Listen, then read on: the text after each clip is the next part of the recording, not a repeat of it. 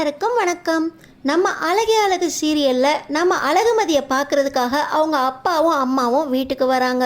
வாங்க சம்பந்தி வாங்க, சாவுக்கு வாங்க அப்படின்னா 10க்கு தான் வருவீங்க போல. எங்கள் வீட்டில் குலதெய்வம் கோயிலுக்கு குடும்பமாக எல்லாரும் போகிறோம் அப்படின்னு உங்களையும் மரியாதையாக கூப்பிட்டோம் பாருங்க. அது எங்கள் தப்பு. எங்கள் மான மரியாதையெல்லாம் வந்த விருந்தாளி முன்னாடி நல்லா தொடச்சி எடுத்துட்டு போயிட்டீங்க. குலதெய்வம் கோயிலுக்கு வர முடியாது அப்படின்னா ஃபோன் பண்ணி எங்கள்கிட்ட நேரடியாக பேசணும். அதை என்ன உங்கள் பொண்ணு சொல்லி வர முடியாதுன்னு சொல்லியிருக்கீங்க.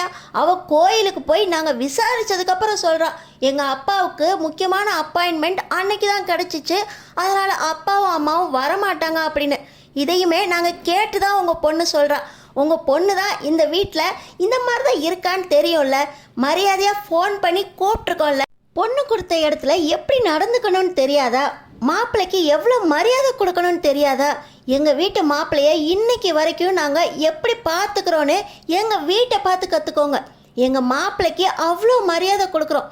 தங்கராஜ் மாப்பிள்ளை அப்படின்னா எல்லாருமே வாசலில் வரப்போ நாங்கள் இங்கே எந்திரிச்சு நிற்போம். உங்கள் வீட்டில் மாப்பிள்ளைக்கு ஒரு விருந்து தான் கொடுக்க முடியல.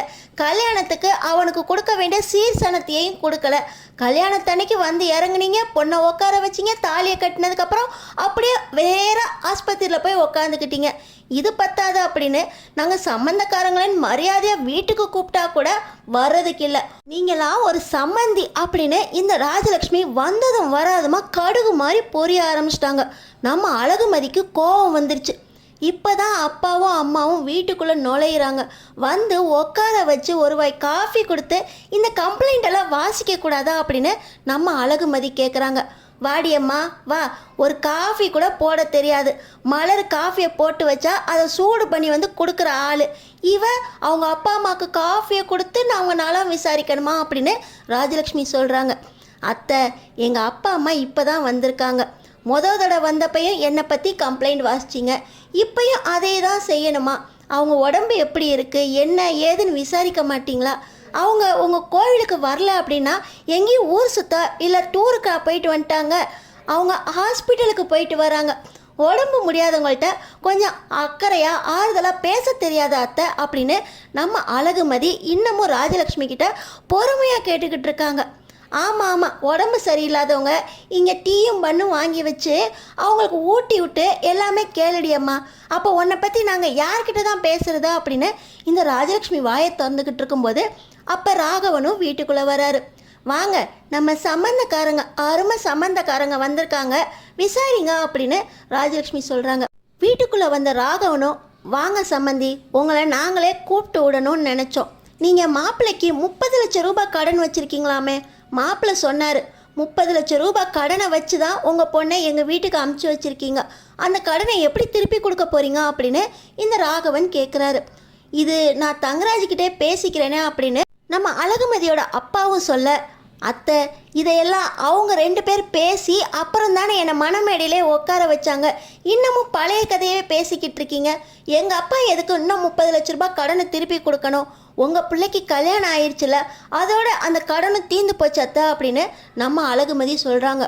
வாடியம்மா, கல்யாணம் பண்ணிக்கிட்டு ஒத்த பைசா செலவு இல்லாமல் வசதியான வீட்டில் வாழ்கிறதோடு இல்லாமல் நீ என் பிள்ளைய கட்டிக்கிறதுக்கு நாங்கள் உனக்கு 30 லட்சம் ரூபாய் வரதட்சணை கொடுக்கணுமா அப்படின்னு ராஜலக்ஷ்மி சொல்கிறாங்க. அவசரத்துக்கு எந்த பொண்ணு உங்கள் பையனை கல்யாணம் பண்ணிக்கிட்டா? இழிச்சவாய், நான் ஒருத்தி கிடைச்சேன் அப்படின்னு என்னை வற்புறுத்தி உட்கார வச்சிங்கல்ல, அதுக்கு 30 லட்சம் ரூபாய் சரியாக போச்சு அப்படின்னு நம்ம அழகுமதி சொல்கிறாங்க. இப்போ பார்த்தீங்கன்னா ராஜலக்ஷ்மி, பார்த்துக்கோங்க உங்கள் பொண்ணோட வாயை, ஏன் முன்னாடியே எப்படியெல்லாம் பேசுகிறா பார்த்தீங்களா அப்படின்னு இப்போ ராகவன் சொல்ல, அழகுமதி நீ கொஞ்சம் அமைதியாக இருமா. சம்மந்தி, எனக்கு உடம்பு சரியானதுக்கப்புறம் தங்கராஜ் சாருக்கு கொடுக்க வேண்டிய காசை நான் திருப்பி கொடுத்துருவேன். இது வரைக்கும் நான் அவர்கிட்ட லோன் வாங்க காசை திருப்பி கொடுத்துக்கிட்டு தான் இருந்தேன். என் போதாத வேலை, ஹார்ட் அட்டாக் வந்து ஹாஸ்பிட்டலில் அட்மிட் ஆகிட்டேன். அதனால் கொஞ்சம் வேலைக்கு போக முடியல. எனக்கு இன்னும் 15 வருஷம் வேலை இருக்குது. அந்த 15 வருஷத்தில் கண்டிப்பாக அவர் தங்கராஜுக்கு கொடுக்க வேண்டிய காசெல்லாம் திருப்பி கொடுத்துருவேன் அப்படின்னு மதியோட அப்பா சொல்ல, நீங்கள் இதை பற்றிலாம் கவலைப்பட வேண்டாம்ப்பா, நானும் சம்பாதிக்கிறேன்ல, என் காசையும் நான் கொடுக்குறேன்ப்பா. அது வரைக்கும் நீங்கள் உடம்பை நல்லா பார்த்துக்கோங்க. நீங்கள் வேலைக்கு போனதுக்கப்புறம் அவருக்கு கொடுக்க வேண்டிய காசை மாதம் மாதம் சம்பளத்தில் பிடிச்சிக்க சொல்லுங்கள் அப்படின்னு நம்ம அழகுமதி சொல்கிறாங்க. போகிறதே டெம்ப்ரவரி வேலை, 20,000 ரூபா சம்பளம், அதை நீ உங்கள் அப்பாவுக்கு கொடுத்துட்டீன்னா சுரேஷோட கல்யாண செலவுக்காக அழகு மலரோட நிலத்தை நாங்கள் இங்கே அடமானம் வச்சு தான் அந்த கல்யாணத்தை நடத்தினோம். அப்போ அந்த நிலத்தை மீட்கிறது யாரு? அந்த நிலத்தை மீட்கிறதுக்கு நீயும் சுரேஷும் தானே காசு கொடுக்கணும் அப்படின்னு ராஜலக்ஷ்மி சொல்கிறாங்க. என்னத்தை சொல்கிறீங்க? சுரேஷோட கல்யாணத்துக்கு மலரக்காவோட நிலத்தை அடமானம் வச்சிங்களா அப்படின்னு நம்ம மதி கேட்க, ஆமாம்மா, நாங்கள் கல்யாண செலவுக்கு மலரோட நிலத்தை தான் அடமானம் வச்சோம். அந்த நிலத்தை மறுபடியும் மீட்டு மலர்கிட்ட கொடுப்போன்னு சுரேஷ் சொல்லியிருக்கான். அந்த நிலத்தை மீட்கிறதுக்கு நீயும் சுரேஷும் தான் காசு கொடுக்கணும். நீ தான் சம்பாதிக்கிறிய, உன் சம்பள காசையும் சுரேஷோட சம்பள காசையும் பாக்கியராஜ்கிட்ட கொடுத்தாதானே அவன் போய் அந்த நிலத்தை மீட்டு மலர்கிட்ட கொடுப்பான். எங்களுக்கு இந்த வீட்டில் கெட்ட பேரெல்லாம் வேண்டாமா. ஏற்கனவே மலரை ரொம்ப வேலை வாங்குகிறோம், அக்கா பாவம் அப்படின்னு நீ தானே பேசிக்கிட்டு இருக்க. இப்போ அவளோட நிலத்தையும் நாங்கள் தான் விற்றுட்டோம், நாங்கள் தான் அடமானம் வச்சிட்டோம் அப்படின்னு நீ பேச மாட்டேன்னு என்ன நிச்சயம்? அதெல்லாம் கிடையாது. உன் சம்பளம் இங்கே தான் வரணும். ஒன்னால தான் சுரேஷோட கல்யாணமே நின்று போச்சு. அந்த பொண்ணை நாங்கள் கல்யாணம் பண்ணிட்டு வந்திருந்தா கூட வரதட்சணையாக எங்களுக்கு ₹1,00,000 பணம் வந்திருக்கும். அதை வச்சு மலரோட நிலத்தை நாங்கள் மீட்டு மலர்கிட்ட கொடுத்துருப்போம்.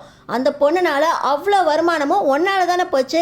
அதை நீ தானே ஈடு கட்டணும். அதனால அந்த நிலத்தை மீட்கிறதுக்கு உன் சம்பள காசு முழுசாக இங்கே தான் வரணும். உங்கள் அப்பா வீட்டுக்கெல்லாம் உன் சம்பளத்தை கொடுக்கக்கூடாது அப்படின்னு ராஜலக்ஷ்மி சொல்கிறாங்க. அப்புறம் எதுக்கத்த தங்கராஜுக்கு கொடுக்க வேண்டிய காசை எங்கள் அப்பா தான் கொடுக்கணும் அப்படின்னு இப்பயே அவசரம் பண்ணுறீங்க? தங்கராஜுக்கும் எங்கள் அப்பாவுக்கும் ஆச்சு, அவங்க 2 பேரும் அந்த டீல் பேசிக்குவாங்க அப்படின்னு இப்போ நம்ம அழகுமதி சொல்கிறாங்க. பாருங்க, உங்கள் பொண்ணு பதிலுக்கு பதில் பேசிக்கிட்டு இருக்கு. தங்கராஜ் எங்கள் வீட்டு மாப்பிள்ளை, எங்கள் வீட்டு பொண்ணை கல்யாணம் பண்ணியிருக்காரு.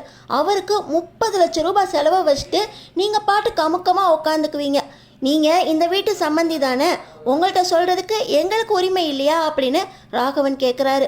இந்த நேரத்தில் கரெக்டாக தங்கராஜ் சுரேஷை தேடி வீட்டுக்குள்ளே வராரு.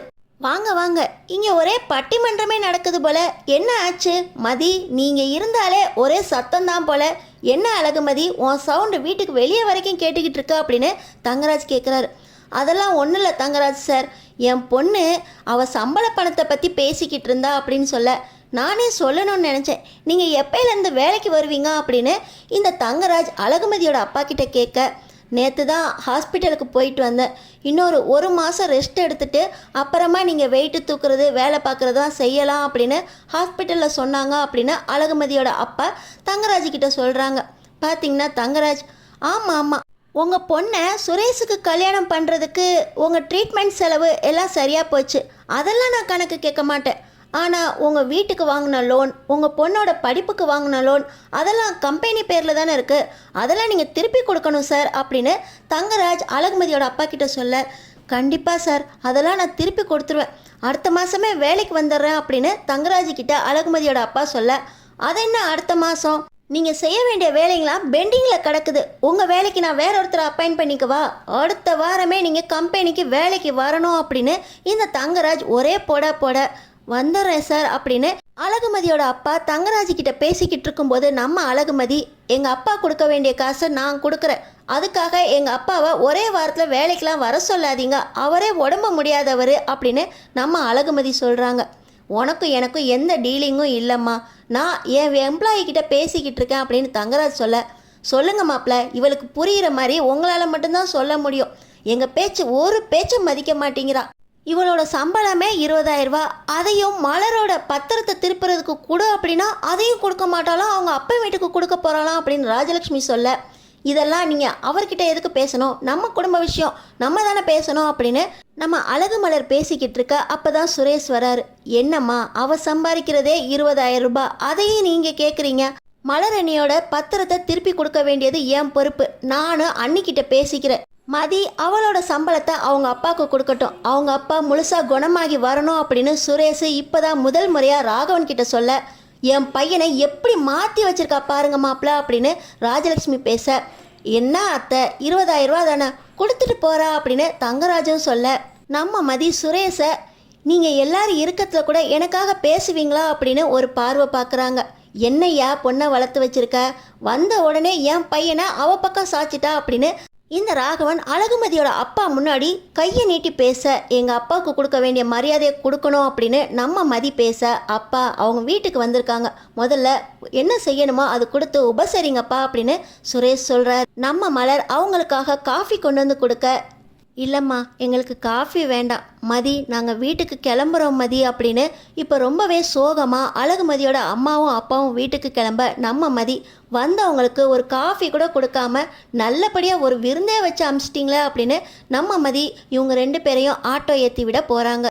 பார்த்தீங்கன்னா இப்போ ராகவன் பாருடா அவங்க அம்மாவையும் அப்பாவையும் எப்படி கவனிச்சுக்கிறான்னு, நீ அவளுக்காக உங்கள் அம்மா அப்பாவுக்கு என்ன மரியாதை கொடுத்த பாத்தியா அப்படின்னு ராகவனும் ராஜலக்ஷ்மியும் பேச, அவங்க தான் உடம்புக்கு முடியாதவங்கன்னு தெரியும்ல, அவங்க கடனை எப்படி கொடுக்கணும்னு அவங்களுக்கு தெரியும். இதையெல்லாம் கேட்டு அவங்க மனசை சங்கடப்படுத்தி காஃபி கூட கொடுக்காம அனுப்புறீங்க அப்படின்னு சுரேஷ் அவங்க அப்பா அம்மா கிட்ட கேட்ட. நல்லா பேசுடா, பொண்டாட்டிக்கு ஏற்ற புருஷன்தான் அப்படின்னு ராஜலக்ஷ்மி நம்ம பிள்ளைய எப்படி மாத்திட்டா பாருங்க அப்படின்னு ராகவன் கிட்ட சொல்றாங்க. டேய் சுரேஷ் கிளம்புடா, ஒரு பஞ்சாயத்து இருக்கா அப்படின்னு தங்கராஜ் சுரேஷை கிளப்பிக்கிட்டு போக, நம்ம பேச்சை கேட்கறதுக்கு கூட ஆள் இல்லையே அப்படின்னு ராகவனும் ராஜலக்ஷ்மியும் ஒருத்தர் மூஞ்ச பார்த்துக்க நம்ம அழகுமதி வீட்டுக்குள்ளே வராங்க முறைச்சிக்கிட்டே. வீட்டுக்கு வந்த சம்பந்திக்கிட்ட எப்படி நடந்துக்கணும் கூட தெரியாதா அப்படின்னு மறுபடியும் ராஜலக்ஷ்மி ராகவன் கிட்ட நம்ம அழகுமதி பேச, அடுத்தடுத்து என்ன நடக்க போகுதுன்னு தெரிஞ்சுக்கிறதுக்கு நம்ம சேனலை சப்ஸ்கிரைப் பண்ணி தொடர்ந்து பாருங்கள்.